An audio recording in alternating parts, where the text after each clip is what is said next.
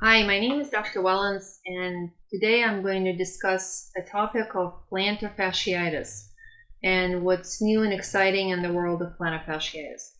Well, if you're watching this video, you probably have had heel pain, or one of your friends or relatives had heel pain, and you're basically wanting to know what's new and exciting in the world of calcaneal spurs and plantar fasciitis. Well, I've been in practice for 19 years, and I've been seeing patients with plantar fasciitis for a very long time, and I can tell you is that it can be an extremely painful condition that just does not go away with regular injections, stretching, night splints, anti-inflammatory medications, and physical therapy. We always recommend that patients try orthotics, but as you probably know, some insurances are very difficult about covering custom orthotics. So for the longest time, actually for the first 15 years of my practice, the only other option was to do an open surgery. And basically, it's not that open surgery did not work. It was just basically a surgery that had some issues associated with it. Well, every surgery has possible complications, and every time we make an incision, there's always an option of, neurovascular bundle damage. There's always a situation with potential blood loss, infections. And if you've ever signed a surgical consent for any surgical procedure, you know how anything can pretty much happen, and there are absolutely no guarantees. And the biggest problem with plantar fasciitis surgery that we had in the past is that we basically cut part of the tendon that was supporting the arch. So, of course, as you probably know, if you cut a tendon that supports the arch, there are some biomechanical implications that can potentially happen, and one of them was about 30% of all patients who had endoscopic plantar fasciotomy would report some lateral column pain, which basically means people would get arthritis because their tendon supporting the arch was gone. So thankfully, about 3 years ago, Mayo Clinic came up with a new procedure called Tenex Procedure, and it's spelled T-E-N-E-X. And basically, they introduced a new technique where there is still a small stab incision that is made on the medial side of the heel. It has to be done at the surgery center, but basically, instead of severing the tendon or cutting the tendon, basically I go in and I remove the inflammation utilizing that special Tenex microscopic ultrasonic debrider. It is very effective in the situations of plantar fasciitis. The success rate in the medical literature is quoted anywhere from 90 to 95%.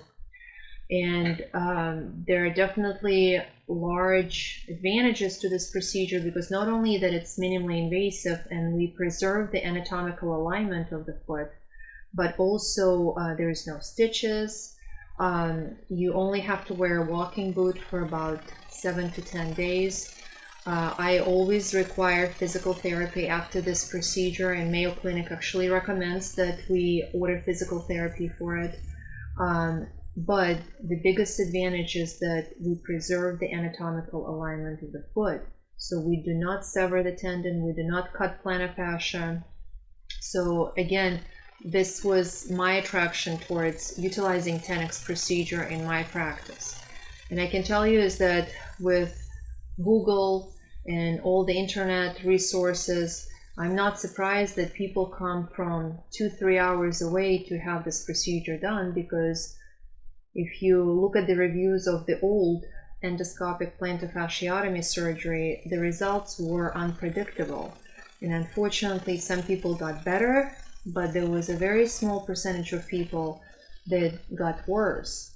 And you can only imagine how, as a surgeon, I would have to sit down with the patients who had worse results and have to explain to them why their surgery did not work. Well, with Tenex Procedure, fortunately, I do not have those very difficult conversations because the procedure never makes it worse. It either works or it doesn't. Well, what happens to the 5-10% of people who do not get better with Tenex? Well, then I give them an option of giving it more time, having more physical therapy, more steroid injections. Of course, we always rule out conditions like tarsal tunnel, complex regional pain syndrome, lower back issues, because sometimes they can manifest themselves as chronic heel pain. But basically, the 5% that do not get better then can go and have the endoscopic plantar fasciotomy done. And I can tell you is that I've had a couple of patients that I had to convert and do the open procedure. And of course, as a physician, it's very interesting for me to ask them what they thought about trying the Tenex before the open procedure. And all of them said the same thing, that they're happy that they have tried it and they're sorry that it didn't work, but it didn't make their pain worse. And at least now that I have to go in and cut their plantar fascia, they've tried everything else and it did not work and they had to do it.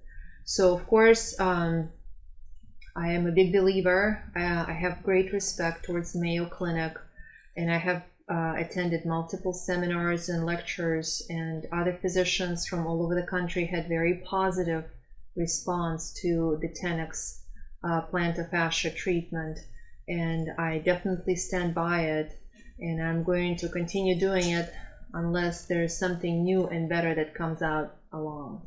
So if you have chronic heel pain that is not responding to anything non-surgical, do your research. Do not settle for less. Medical information doubles every year, and it is very important to understand that physicians have to keep up with the new technology, new surgical procedures. And as a consumer, it's very important to educate yourself and know all your options before settling for less. Thank you.